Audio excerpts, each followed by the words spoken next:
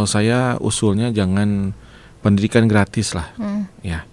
Jadi kita persilahkan sekolah itu untuk ya orang tua yang mampu bayar aja full gitu. Yang tidak mampu baru kita bantu. Nah yang paling hebat itu adalah pemimpin yang dia punya genetis dan dia dilatih gitu. Dia lihat model bapaknya, ibunya pemimpin. Saya kira itu pemimpin yang susah dikalahkan. Dan ketika melihat kota Bandung seperti yang tadi saya sampaikan, saya gambarkan gitu ya. Mun lagu Ibu Pertiwi mah Ibu Pertiwi itu sedang bersusah hati gitu. Air matanya berlinang gitu ya. Ya saya sebagai seorang warga masyarakat di kota Bandung ya saya inginlah mungkin kalau dipercaya gitu ya menyeka air matanya itu dan kemudian bisa membuat bisa tersenyum gitu. Ya, nah ini PR-nya adalah cing atau parkir tol 50.000 gitu. Cik atulah 150.000 kemarin Mak Tukang. Oh sempat 150.000. Sugan abdi teh tertingginya 50.000. Sekarang berarti udah ada yang baru lagi. Udah ada yang baru. Nah jadi yang gitu kan nggak boleh. Dan saya kira saya mengatakan pertama kali itu di PRFM ya, bahwa wajah Bandung itu lukisan kita bersama. Jadi mari kita lukis kota Bandung supaya jadi kota yang kita cintai dan kita banggakan gitu teh. Sepertinya kata-kata itu.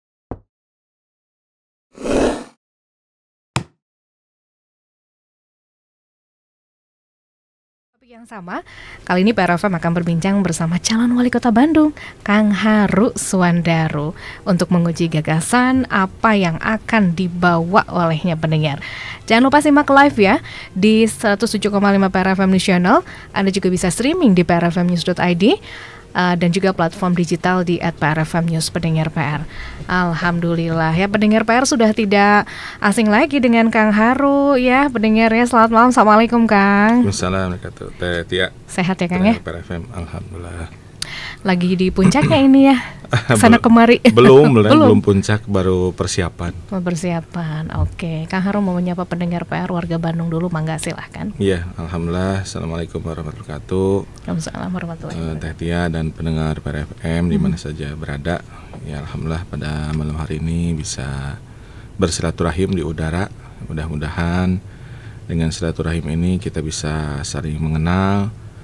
Kira-kira ke depan impian kita bersama akan seperti apa, supaya mudah-mudahan kota Bandung kita menjadi lebih baik, kota kebanggaan kita, kota yang kita cintai menjadi lebih baik lagi. Dan tentu saja dengan diskusi, dengan dialog. Dan saya kira saya mengatakan pertama kali itu di PRFM ya, bahwa wajah Bandung itu lukisan kita bersama. Jadi mari kita lukis kota Bandung supaya jadi kota yang kita cintai dan kita banggakan gitu teh. Sepertinya kata-kata itu kode waktu itu ya Pak. Masih jauh ya Pak ya. Masih jauh ya hanya ngawitan ya. Secara kalau kan Pak Haru kalau di sini ya pendengar sejak dari awal ya Pak Haru ya. Dari perjalanannya Pak Haru waktu masih di Dewan ya. Iya, saya Komisi A dulu ya. Dewan ya di Komisi A pendengar PR, makanya seperti wah sudah bukan orang asing lagi nih pendengar PR ya Pak Haru ini. Pak Haru sekarang lagi sibuk apa nih? Untuk persiapan pilkada sih khususnya. Kita masih nunggu ya Teh. Insya Allah tanggal 22 nanti ada penetapan ya calon wali kota, calon wakil wali kota Bandung oleh KPUD begitu. Kemudian tanggal 23 nanti ada penentuan nomor urut ya. Kemudian nanti tanggal 25 itu mulai kampanye. Yang mungkin kata Teh Tia tadi puncaknya, nah itu puncaknya itu masa kampanye. Kalau sekarang mungkin masih ya silaturahim aja gitu ya. Ketemu dengan tim gitu ya. Masih begitu Teh. Oke.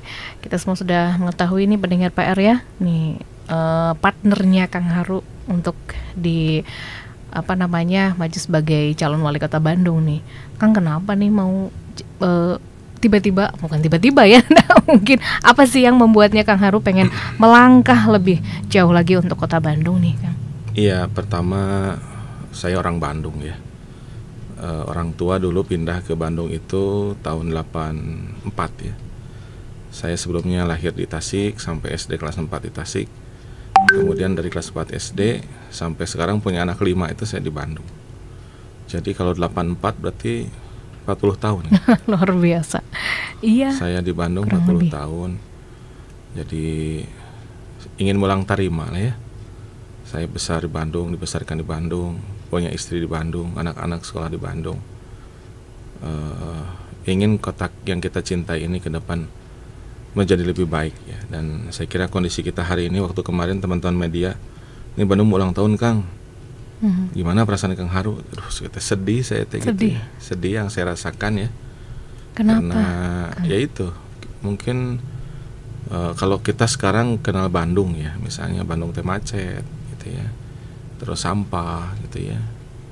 Terus kalau ditanya sekarang yang susah apa di Bandung, lapangan pekerjaan, kemudian juga mungkin masalah kesehatan juga belum selesai ya. Jadi intinya dari sekian kebaikan ya yang menjadi kebanggaan kita, tapi saya masih merasakan ada yang belum selesai lah di Bandung dan harus kita selesaikan sama-sama gitu teh. Sepertinya dari periode ke periode, dari waktu ke waktu masih selalu aja banyak yang belum terselesaikan karena berkembang sering dengan perkembangannya begitu ya, Kang ya. Kang, dari kecil apa sih yang paling melekat di Bandung teh? Bandung teh ya kan saya teh orang Bandung ya. Kadang kalau denger soto Bandung gitu atau misalnya batagor di tempat lain ya, pas dirasain teh ternyata di bawah ekspektasi gitu ya. Jadi kalau di Bandung teh semua makan teh kayaknya cuma ada dua ya. Apa tuh Kang? Enak sama enak sekali gitu. Tepat sekali itu. Kang Haru, makanan paling spesial apa nih yang disukai? Saya nggak pernah bosen kalau colenak ya. Oke. Terus kemudian awuk, comro. Alah saya mah orang kampung teh, jadi ya itulah mungkin makanan yang saya suka ya. Wah, tidak kebetulan nih Kang nggak disediain di PR. Oh nggak apa-apa, saya nggak nyindir. Bercanda Kang. Iya. Oke siap. Nah ini pendengar PR ya, kan malam hari ini kita sambil mengenal lebih dekat Kang Haru juga begitu ya. Oke.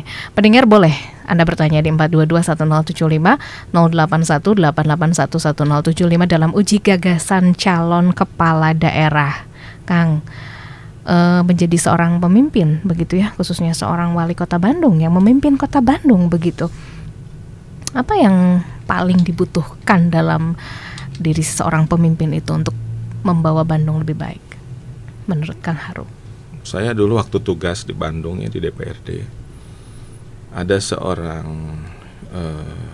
katakanlah pimpinan di BPKP Jawa Barat.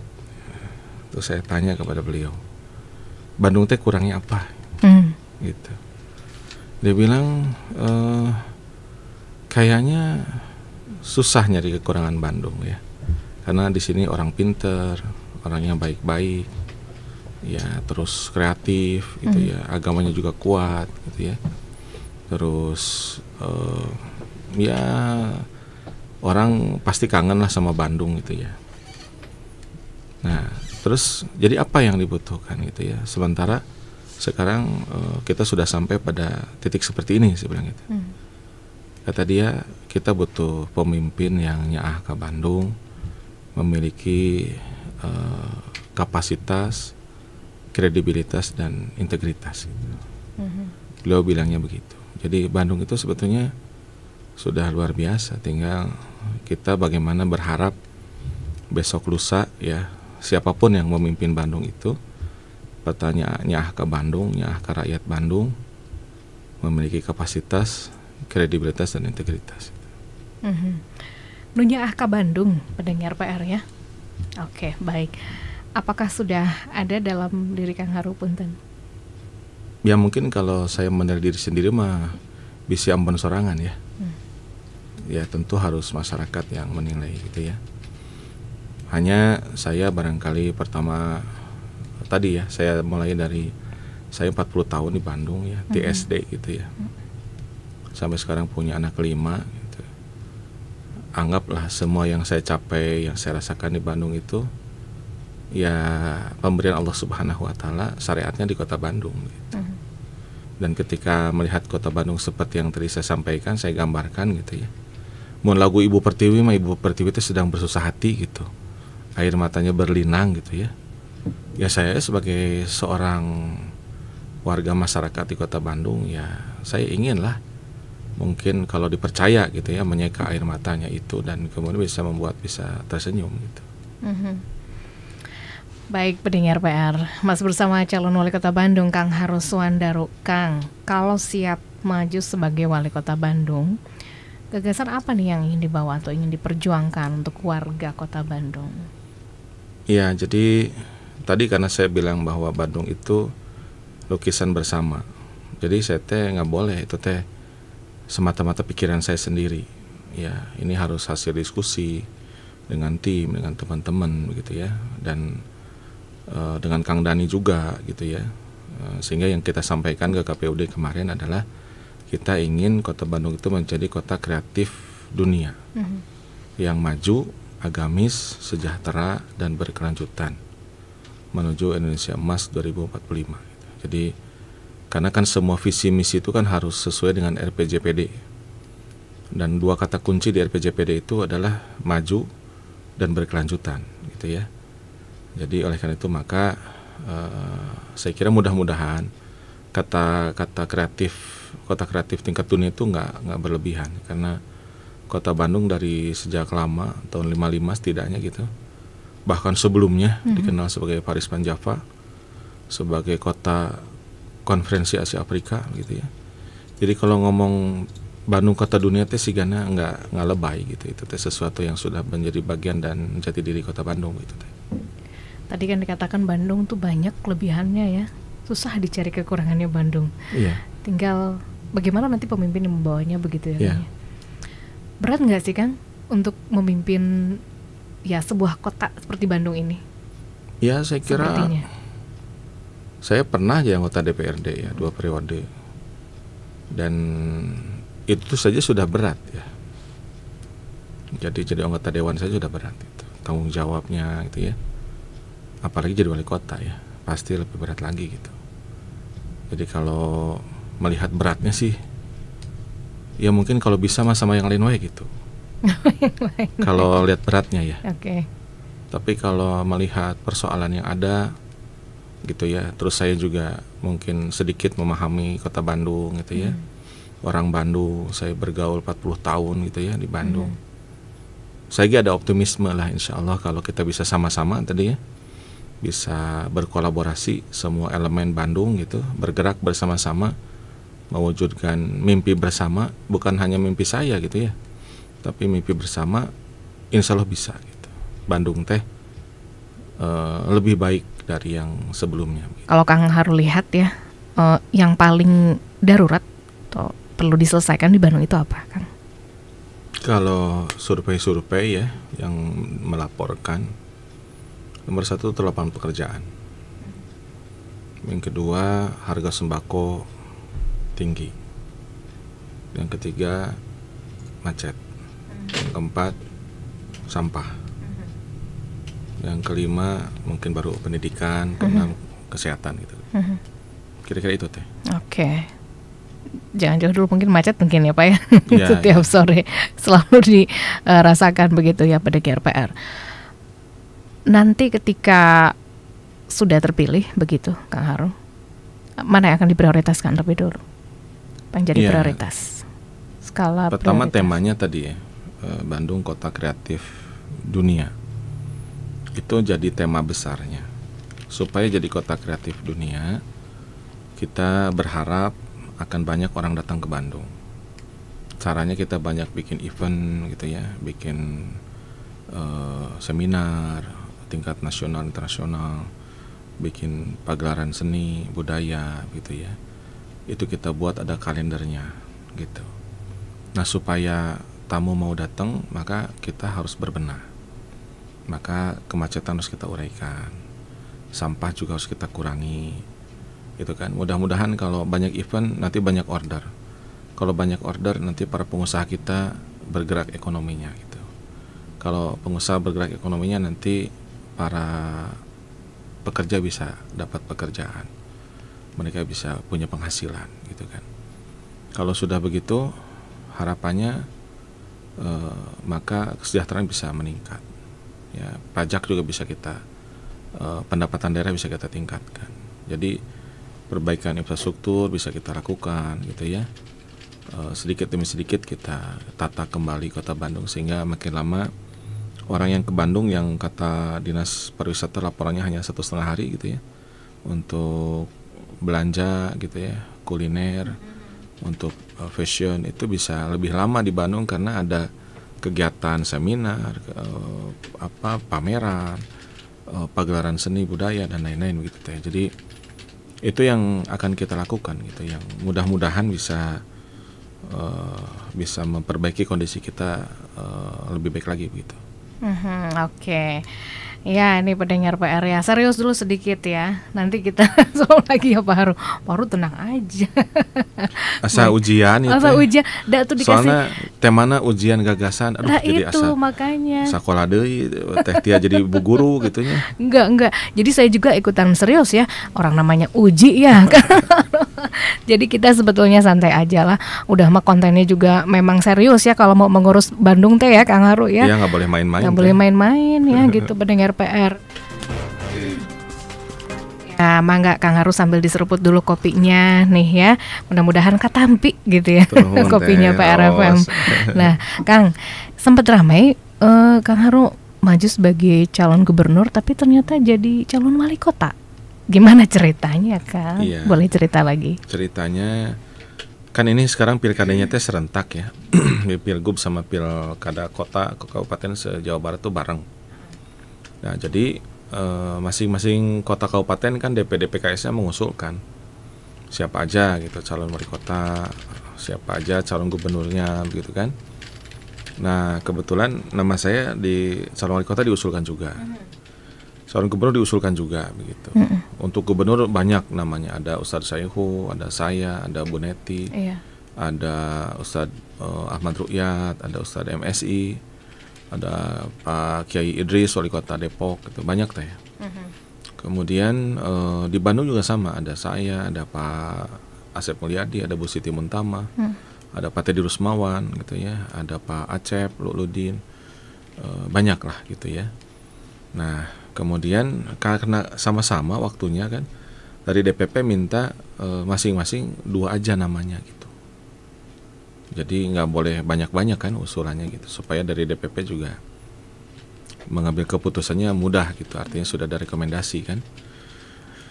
Nah, setelah beres pileg, tadi yang saya sebutkan namanya itu sebagian besar kan masuk ke DPR RI gitu.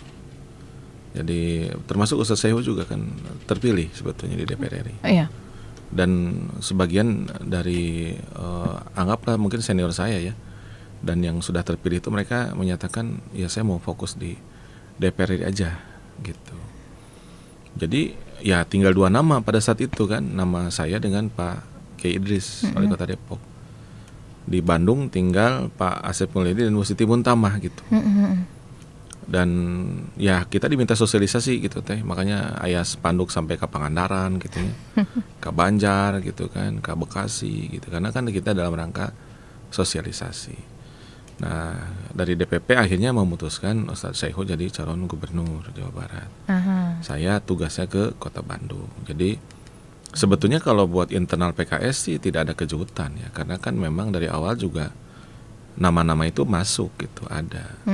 Hanya kan sempat terpublikasi kan memang dalam rangka sosialisasi, makanya kan namanya juga bakal calon gitu. Saya bakal calon gubernur, Pak Idris bakal calon gubernur gitu kan. Bu Siti bakal calon wali kota, Pak Asep Mulyadi bakal calon wali kota. Jadi semuanya dalam konteks bakal calon tuh nggak ada masalah gitu. Itu bisa dilakukan oleh siapa saja sebetulnya begitu. Tapi putusannya kan akhirnya demikian gitu. Oke. Jadi mengikuti. Ya kita ikut. Kita ikuti ya. Apa yang gimana waktu itu tiba-tiba langsung ke waduh, apa yang mungkin ya, misalkan Paru udah di awal sudah untuk calon gubernur, misalkan tiba-tiba untuk calon wali kota, apa yang berubah mungkin strategi atau apa yang disiapkan di? Ya, saya kan ketua DPW ya sekarang, ketua DPW PKS. Saya sejak 2017 sudah jadi ketua DPW, melanjutkan Ustadz Saihu karena beliau kan periode 2015-2020. Karena beliau jadi pengurus pusat, saat itu jadi ketua wilayah dakwah Pancabar. Saya diminta, karena saat itu saya wakil ketua, saya jadi ketua DPW. Jadi saya ini sudah ketua DPW dari periode Ustadz Saihu 2015-2020. Artinya kan mindset saya sudah Jawa Barat gitu. 2019 saya masuk yang anggota DPD provinsi, lebih kuat lagi kan. mindset saya mindset provinsi gitu. Kemudian ketika kemarin sudah sosialisasi, ya kita udah siap gitu posisinya kan, posisi calon gubernur gitu. Dan kemudian ketika ditugaskan ke kota Bandung, ya memang saya perlu waktu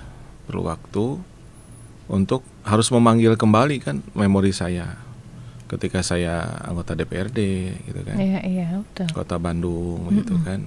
Kemudian walaupun saya di provinsi kan dapil saya tetap kota Bandung gitu. Jadi saya tidak sampai kehilangan jejak lah ya. Bandung teh kumaha gitu, tidak. Hanya kan perlu waktu menyesuaikan mindset. Sekarang sekarang lingkup saya kota. Dengan tupoksi yang berbeda antara Pemprov dengan Pemkot gitu. Nah itu pendengar ya, tadinya sudah termindset gubernur, tiba-tiba ikuti jalannya begitu ya pendengar. Tapi nanti gimana? Kan Pak Kang Haru berangkat dari, maksudnya dengan latar belakang dari partai juga begitu ya. Bagaimana nantinya cara memisahkan kepentingan rakyat dan kepentingan partai jika terpilih, Kang? Gimana nih? Aduh. Itu siga ujian S3 itu aslina teh. Masa sih, Kang? Iya, saya dulu waktu kampanye ada yang nanya. Iya. Pak Haru teh wakil partai atau wakil rakyat? Aduh, bentar. Gitunya. Gitu. Ternyata belakangan saya tahu bahwa beliau teh doktor dan dosen Unpad. Paingan cek saya teh pertanyaan teh meni hese gitu. Aduh. Jadi sama dengan Teh Tia, pertanyaan susah. Ketahuan ini pendengar ya. Iya. Jadi saya kira partai itu kan bagian juga dari masyarakat gitu. Undang-undang mengamanatkan bahwa yang mengusung calon kepala daerah itu partai politik, dan juga bisa jalur independen kalau untuk provinsi dan kota kabupaten kan gitu. Jadi karena partai itu dipersilahkan mengajukan calonnya, karena memang partai itu salah satu tugasnya selain pendidikan politik adalah mencetak pemimpin, maka kewenangan partai itu mengusulkan orang itu. Itu kewenangan partai. Masyarakat boleh, makanya independen. Boleh. Tapi yang memutuskan siapa pemimpinnya itu rakyat. Gitu. Artinya partai itu tidak boleh bertentangan dengan kehendak rakyat. Kalau partai itu ingkar janji gitu, maka rakyat akan menghukum. Hukuman nanti engke mun pemilu mau dipilih deui. Lamun ke pilkada periode kedua mau dipilih deui. Itu resiko ketika partai tidak mengikuti aspirasi rakyat. Gitu. Jadi dalam hal ini kepentingan partai politik itu harus kepentingan rakyat gitu. Jadi tidak boleh kepentingan partai bertentangan dengan kepentingan rakyat, karena partai itu bagian dari rakyat. Ketika ada perbedaan pandangan antara partai dengan rakyat, partainya mau dipilih gitu. Selesai partai itu. Termasuk calon kepala daerah juga, kalau dia melakukan sesuatu yang mungkin tidak sesuai dengan pikiran rakyat gitu ya. Pikiran rakyatnya berarti PR-nya. PRFM. Ya, PRFM-nya. Jadi ya sama, dia akan ditinggalkan. Yang setidaknya rakyat itu akan memberikan pesan nanti demo. Itu pesan. Atau dia akan menyampaikan ketika anggota dewan reses. Jadi pokok pikiran DPRD. Itu tuh warning semua sebenarnya ke partai politik, ke politisi gitu ya. Ketika dia tidak sesuai dengan amanat rakyat gitu. Jadi sebetulnya mah kita tidak perlu menghadapkan antara kepentingan partai dengan kepentingan rakyat. Jadi karena partai itu ya bagian dari rakyat. Kalau partai tidak sesuai dengan rakyat, rakyat akan menghukum partai itu. Makanya ada partai kan yang nggak bisa masuk ke DPR RI misalnya, ya kan. Artinya gagasannya kan mungkin tidak mendapatkan sambutan begitu. Oke. Mumpung di momennya dan di segmennya nih pendengar PR, Kang sekalian dong boleh diceritain juga bagaimana akhirnya sekarang ketemu dengan Kang Dhani. Iya. Jadi saya kan amati ya, walaupun saya di DPW gitu kan, saya ngamati nanti 27 kokam teh tugasnya gitunya. Oh iya. Artinya Bandung juga bagian dari gitu ya. Itu sahawai gitu ya. Rata-rata di Bandung teh mau jadi wali kota semuanya gitu. Semua partai ngusunginnya wali kota. Wali kota. Okay. Dan waktu itu nggak kebayang karena kan MK belum ada putusan yang terbaru kan. Jadi nggak bisa, harus koalisi gitu. Yang bisa ngusung sendiri teh hanya PKS pada saat itu. Yang lain mah semuanya harus koalisi gitu. Dan saya kan injury time penentuan jadi turun ke Bandungnya kan. Iya.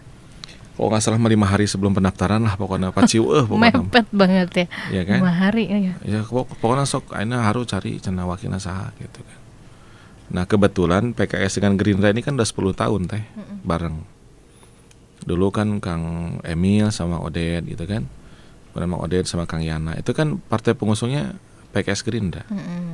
Makanya setelah saya amati petanya dan lain-lain, tokoh-tokohnya, akhirnya saya datang ketemu sama Kang Dani. Terus saya bilang, Kang, gimana? Mungkin nggak PKS sama Gerindra koalisi? Gitu. Yang kedua, kan nggak mungkin wali kotanya 2, harus ada yang jadi wakil kan? Gitu. Terus dia nanya juga ke saya, Kang, PKS wali kotanya fix? Nah, fix saya gitu. Udah amanahnya ke saya gitu, dan hasil musdahnya demikian, walaupun bisa aja kalau DPP mau rubah, tapi sementara mah keyakinan saya demikian. Izin atau saya cina mau konsul ke DPP gitu. Nah, ya sudah gitu, saya juga lapor ke DPP. Akhirnya ya saya dapat kabar dari Sekjen, saya udah komunikasi dengan pimpinan Partai Gerindra gitu ya, Pak Dasko. Akhirnya ya sudah, katanya Kang Haru kita setuju calon wali kota, Kang Dani insya Allah ditugaskan juga sebagai wakil gitu. Terus habis itu Kang Dani telepon saya, Kang bismillah gitu. Jadi ceritanya gitu, jadi mun dongeng nikah gitunya bobogohanna sagedeng gitu. Ta'aruf? Ya ta'aruf ya kan? Kan teu kenging bobogohan kecuali setelah nikah gitu. Jadi langsung fix aja gitu ya sama Kang Dani. Klop berarti itu ya Kang Haru sama Kang Dani pada akhirnya. Bismillah. Insyaallah. Oke. Ya begitulah pendengar PR ya, berangkat dari motivasinya Kang Haru dipertemukan dengan partnernya begitu ya untuk memimpin Kota Bandung ya. Nah ini dia calon wali kota, calon wali kota Bandung, Kang Haru Suwandaru. Bandung banyak permasalahan, tapi tadi dipandang Bandung banyak kelebihannya. Dan memimpin Bandung nggak boleh sembarangan, harus serius begitu ya. Iya tuh. Bandung juga kan sempat ramai dengan kasus korupsi Kang Haru ya. Pokoknya mah. Tapi menurut Kang Haru gimana supaya seorang wali kota Bandung begitu bisa menjaga diri, bisa menahan dari praktik korupsi? Ya sebetulnya mah itu bagian dari kesedihan saya yang mengapa ya gitu. Dan itu kan bukan sekali terjadi, berkali-kali. Itu artinya kan kita harus cermati, kita harus evaluasi kenapa itu bisa terjadi gitu ya. Yeah. Yang pertama menurut saya memimpin teh nggak boleh sambil nafsu ya. Gitu. Jadi saya mau jadi wali kota, harus jadi wali kota itu. Itu teh kata saya mah kurang baik. Habis wali kota saya harus jadi gubernur, harus jadi gubernur. Habis gubernur saya terus jadi presiden, harus jadi presiden. Ada nggak yang gitu teh? Ayah tapi mau dibeja-beja lah. Rahasia pokoknya. Okay. Kalau mau japri aja. Japri siap. Lanjut Kang. Iya, jadi nggak boleh mimpin teh dengan nafsu, nggak boleh. Itu harus bahkan kalau kata Ustadz Hidayat Nur Wahid ya dulu pernah berpesan kepada saya. Lama itu pesan teh 2008 ya. Haru kamu jangan memimpin kecuali diminta. Oh ya, oke. Jangan memimpin kecuali kamu diminta.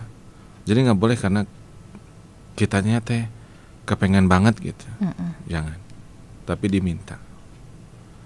Nah, karena kita ini diminta dan bukan berangkat dari nafsu, kita berusaha supaya jadi wali kota, wakil wali kota itu tidak berbiaya tinggi. Jadi kampanyenya setiasa nawe gitu. Nggak usah kemudian harus jor-joran gitu. Apalagi harus pakai money politik gitu. Nggak usah. Harus nyari uang di luar kemampuan kita, nggak usah. Maksakeun gitu ya. Maksakeun gitu, nggak usah. Karena pilkada mah siga nikahan. Gimana Kang? Mangga bade nikahan di Sabuga mangga. Bade di hotel bintang 5 mangga gitu. Dan saya pernah hadir di tempat-tempat seperti itu. Tapi saya pernah menghadiri pernikahan konsumsinya teh cilok teh sama air putih. Iya. Itu teh sah gitu nikahna maksudna. Iya. Ya jadi we suami istri gitu. Cilok juga enak atuh Kang? Ya. Menarik itu Nah, jadi Dia nggak maksain, dia sesuai kemampuan dia, gitu ya. Artinya kita hindari politik berbiaya tinggi. Yang membuat biaya tinggi itu kan money politik. Itu kita hindari. Yang berikutnya, saya kira kita harus kerjasama dengan APH ya. Dengan APH, dulu kan Kang Emil dengan KPK ya. Saya kira itu bagus ya. Dengan KPK, dengan kejaksaan, dengan kepolisian ya. Kita minta di supervisi gitu ya, supaya setiap keputusan diambil gitu ya sudah diperiksa dengan BPKP juga gitu ya. Kemudian nanti hasil dari BPK juga kita harus tindak lanjuti gitu ya. Kalau itu kita bisa lakukan ya, teman-teman dewan juga sepakat, kita di eksekutif kepala daerah juga sepakat, teman-teman birokrasi juga sepakat, masyarakat juga sepakat. Mudah-mudahan nggak ada kejadian lagi lah di Bandung gitu. Sudah panjang ya perbincangan kita nih. Baik, sebelum nanti ke pertanyaan dari Anda, terima kasih nih ada Kang Sony, Kang Abdul, Kang Nur Slamet juga. Aduh, Kang Harum, ini para ranjang pertarusan hati ini ya. Sudah, ini mah kayak curhat aja, Kang. Berarti serius, nggak ada rangukeun. Aduh, alhamdulillah kalau gitu ya. Tidak sia-sia kita berbincang malam ini, pendengar hatur nuhun. Tapi sebelum ke interaksi pendengar PR ya, tadi kan soal kasus korupsi begitu ya, bagaimana kita sudah mendengarkan pandangannya Kang Haru. Berat itu ya teh, itu Kang ya, menjaga diri dari praktik korupsi, ya, tapi tetap bismillah. Kang, bagaimana pandangan Kang Haru juga soal dinasti politik? Iya, saya kan dulu kuliah di biologinya. S1 saya biologi, S2 biologi, S3-nya baru ilmu pemerintahan. Iya. Jadi orang itu kan ada sifat-sifat ya. Sifat-sifat itu genetik ada gitu gen. Kan? Ya, makanya kan genetik, ada gen. Jadi orang itu dominan gitu ya. Orang itu senang berteman, orang itu kulitnya hitam, sawo matang, putih gitu dan seterusnya. Sifat itu ada yang di fisik, ada yang juga di psikis gitu ya. Itu ditentukan oleh komposisi gen. Kalau bapaknya pemimpin gitu, maka anaknya akan cenderung memiliki komposisi DNA sebagai pemimpin.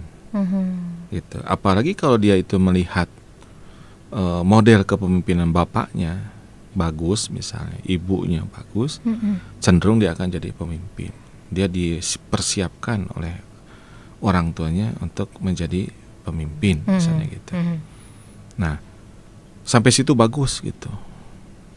Sekarang tinggal bagaimana dia ditempa oleh sebuah proses, gitu. Saya punya teman, beliau dari salah satu partai, bapaknya masuk DPR RI, ibunya masuk DPR RI, anaknya masuk DPRD provinsi. Bukan di partai saya. Oke. Ya. Terus saya hadir di acara dan saya mendengarkan sambutan dari ketua partainya dia. Terus dia bilang begini, kalau ada di antara kalian yang berpikir bahwa si fulanah ini adalah memanfaatkan dinasti politik, dia bilang, saya bersaksi tidak. Dia tidak memanfaatkan jabatan bapaknya, jabatan ibunya. Dia sudah jadi kader partai sejak umur 17 tahun. Dia pernah jadi pengurus ranting, pernah pengurus cabang, pernah pengurus daerah. Sekarang dia lagi jadi pengurus di wilayah di Jawa Barat. Semudah itu sudah dimulai ya? Semudah itu dia dipersiapkan. Menurut saya itu bukan politik dinasti. Bukan. Artinya dia menjalani sebuah proses sebagaimana orang lain. Gitu. Yang tidak boleh itu dia tiba-tiba jadi nomor 1 gitu. Karena bapaknya ketua umum partai. Kata saya itu politik dinasti. Bapaknya presiden, anaknya menteri. Tiba-tiba gitu tiba-tiba, kan? Tiba-tiba. Nggak ada proses dulu maksudnya ya? Nggak ada proses dulu, iya, itu politik dinasti. Tapi kalau misalnya anaknya teh pengurus partai dari ranting dan yang memutuskan teh bukan bapaknya gitu, tapi memang hasil musyawarah dan memang pantas gitu, karena kredibilitasnya, integritasnya gitu kan, idealismenya gitu kan. Ketika ada hubungan darah gitu, kata saya itu bukan politik dinasti. Tapi kalau dia teh bukan siapa-siapa, nggak bisa apa-apa gitu, tiba-tiba kayak gitu, nah itu mah insya Allah mau bener gitu. Jadi itulah pendengar PR, perbedaannya dinasti politik dan yang bukan. Yang satu dinasti politik dan yang satu genetik gitu kali. Iya. Ya. Karena pemimpin itu dalam teorinya kan ada yang dilahirkan dan ada yang diciptakan. Ya, berarti yang dinasti politik diciptakan. Jadi kalau dia itu kepemimpinannya itu alamiah gitu. Bapaknya pemimpin, anaknya pemimpin. Itu bukan politik dinasti, dan memang gitu. Oke. Gitu kan? Nah, yang diciptakan itu karena latihan. Nah, yang paling hebat itu adalah pemimpin yang dia punya genetis dan dia dilatih. Gitu. Dia lihat model bapaknya, ibunya pemimpin. Saya kira itu pemimpin yang susah dikalahkan. Gitu. Baik, pendengar PR, terima kasih Pak Haru ya. Oke, Kang, ini kayaknya pendengar sudah tidak sabar ingin segera dijawab sama Kang Haru ya. Ini Kang Sony, selamat malam, hatur nuhun Kang Sony. Ini sudah menyampaikan interaksinya juga. Pak Haru begini, Pak Haru, gagasan seperti apa yang akan diwujudkan untuk menjaga masyarakat Kota Bandung dalam kesejahteraannya? Minimal kelas menengah tetap stabil walaupun tidak naik kelas atas tidak turun, walaupun tidak naik kelas atas tidak turun, tapi kelas bawah harus naik kelas dong.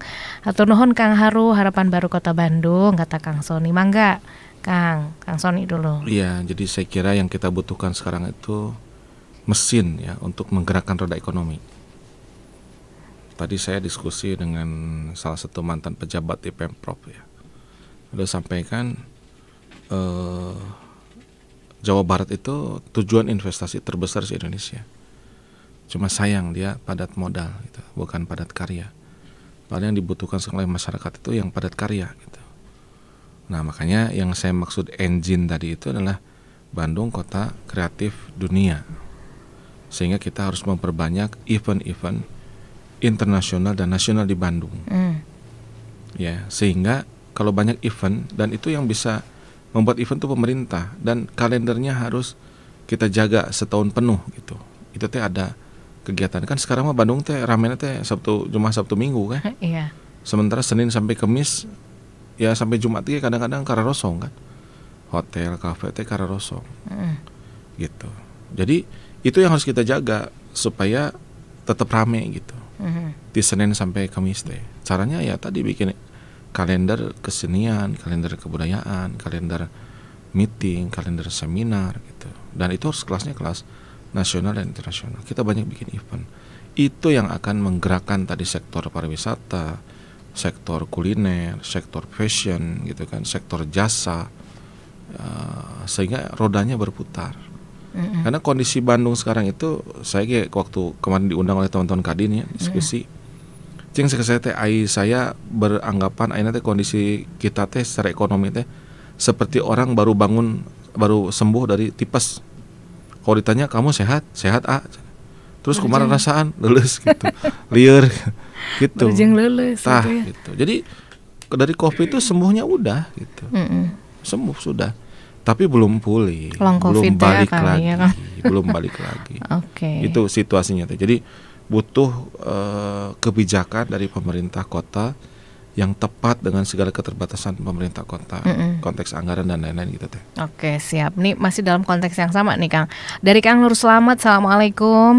Selamat malam Kang Haru. Semangat pagi katanya nih. Pagi gitu. Jawabannya gitu. Semoga Kang Haru akan menjadi yang terbaik di dalam pemilihan Pilkada Kota Bandung. Amin. Yang sangat kita cintai ini, dengan pengalaman yang sudah Kang Haru di kancah politik katanya. Terus terang, saya dan teman-teman di Jaringan Properti Indonesia akan pilih pemimpin yang bisa menciptakan lapangan kerja baru dan bisa dipandang oleh dunia pariwisata di tingkat internasional. Kang, dengan cara kolaborasikan wisata kesenian dan UMKM yang akan bisa menggait semua kalangan masyarakat untuk bisa bekerja, biar gak ada pengemis jalanan di lampu merah karena sudah ditampung di tempat pariwisata tersebut. Contoh kecil saja di Thailand, buat taman bunga, di sana ada hiburan, pertunjukan gajah, ada kabaret, ada pameran mobil dan motor. Akhirnya bisa mendatangkan turis asing yang mau datang. Kalau Kang Haru dan Mas Dani sanggup, kami akan pilih sampai jadi wali kota. Bismillah katanya nih. Mangga Kang, mau ditanggapi Kang Haru? Itu mah cocok berarti dengan yang saya sampaikan tadi. Ya, jadi kita insya Allah akan mengarah ke yang disampaikan tadi sama Kang Nur ya. Jadi sesuai, saya setuju, insya Allah itu yang akan kita kerjakan. Ya, nah ini PR-nya adalah cing atau parkir tol 50.000 gitu. Cik atulah. 150.000 kemarin Mak tuh Kang. Oh sempat. 150.000. Sugan abdi teh tertingginya 50.000. Sekarang berarti udah ada yang baru lagi. Udah ada yang baru. Nah jadi yang gitu kan nggak boleh. Itu kan harus kita atasi bersama-sama. Kita duduk sama-sama dengan semua elemen publik, elemen privat, elemen masyarakat. Kita duduk bersama, cing ulah gitu. Karena kalau begitu kan turisnya kabur atuh teh. Dia nggak mau ke Bandung gitu kan.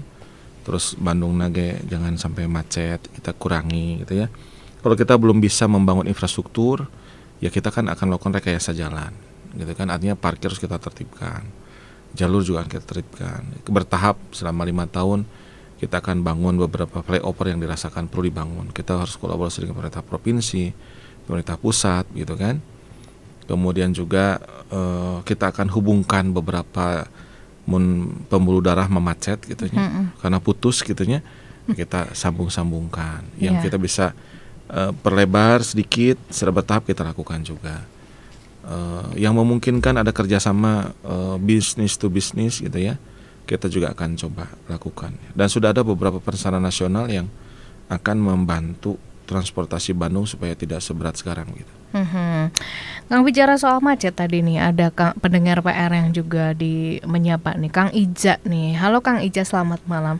Izin Pak Haru, saya bisa menghabiskan timbal sambil nyetir saking macetnya. Iya kan? Aduh, oke. Mangga, boleh mau ditambahin jadi, lagi nih. Jadi saya kira tadi ya kita harus sama-sama sepakat nih, kita harus mulai beralih ke transportasi publik. Karena kalau sekarang setiap orang mungkin dalam mimpinya pengen punya mobil kan. Kalau suaminya kerja ada 1 mobil, istrinya kerja juga, berarti mobilnya 2. Si AA dipangbelikan mobil deh, berarti 3. 1 rumah 3 mobil, iya kan. Nanti kalau itu diikutin terus, kita nggak masuk ke transportasi publik, begitu keluar rumah teh langsung tuh bisa maju mobilnya, balik dari ke imah, karena langsung kita bencana planologi teteh. Artinya kan nggak boleh sampai begitu, gitu. Makanya kita harus memulai gitu ya rencana transportasi terintegrasi gitu ya, dengan autonomous rail rapid transit ya, ART. Kemudian juga Skytrain ya, ke depan juga harus kita mulai gitu. Yang terdekat TMB itu koridornya harus kita perluas. Penataan transportasi kita juga harus kerjasama sama para pengusaha angkot yang ada sekarang. Ayo kita sama-sama perluas koridor TMB. Karena kalau enggak nanti publicity di jalan gitu. Angkot merasa tersisih. Nah makanya kita harus duduk bersama. Ayo kita sama-sama mengarah ke transportasi publik gitu teh. Berarti perlu strategi juga membuat supaya masyarakat mau naik angkutan umum lagi pakai transportasi massal. Ya, jadi kalau masyarakat kan yang penting mah dia jangan dibikin susah gitu. Artinya tadi mau kemana-mana teh mudah gitu. Dan saya kira Jakarta sudah sukses dengan itu. Dan kita mencoba, walaupun mungkin nggak sedahsyat Jakarta, kita akan coba supaya koridornya diperluas, masyarakat lebih mudah. Transportasinya kita integrasikan ya, antara yang tradisional dengan yang publik, kita ajak untuk turut serta gitu ya. Ya mudah-mudahan lah secara bertahap kita bisa beralih dari transportasi privat ke transportasi publik. Iya. Gitu. Emangnya kepegel gitu Kang ya, nyetir terus ya? Sampai ada kalau teh mampir ke poliklinik. Apa Kang, gimana lagi sih? Macet. Tadi mah kan Kang Ija ngabisin timbal. Ini mah mampir dulu ke poliklinik. Serius karena ada Kang? Tensinya naik. Oh, lama-lama begitu. Stres kan? Iya benar. Tensinya naik, dia udah tahu dia punya hipertensi, langsung masuk dulu ke klinik, jadi infus heula. Itu teh kenyataan gitu. Jadi ya saya kira kita harus sama-sama ikhtiarkan ya. Artinya nggak bisa hanya pemerintah aja gitu. Serius loh, ini beneran pendengar PR ya. Gitu, sampai wah, jangan sampai ya mendengar ya. Sampai diinfus ya. Karena macet. Tapi bukan Kang Haru kan? Bukan atuh. Alhamdulillah aman. Alhamdulillah, oke. Kang, mumpung soal transportasi nih, dari Kang Aceh, Kang Haru punten, bagaimana dengan polemik opang dan ojol di Kota Bandung? Kira-kira seperti apa? Mangga boleh dijawab singkat mungkin, Kang. Ya, saya kira sama-samalah kita cari rezeki ya di jalan gitu ya. Kita sama-sama lagi susah sekarang gitu ya. Makanya saya berharap, saya kebetulan lagi nikahan ketemu sama Pak PJ-nya. Pak PJ saya teh, iya mah kudu dihiap gitu. Teman-teman opang, teman-teman ojol gitu ya. Dinas tenaga kerja juga gitu ya. Duduk bareng yuk, saya bilang sok apa yang bisa dilakukan bersama.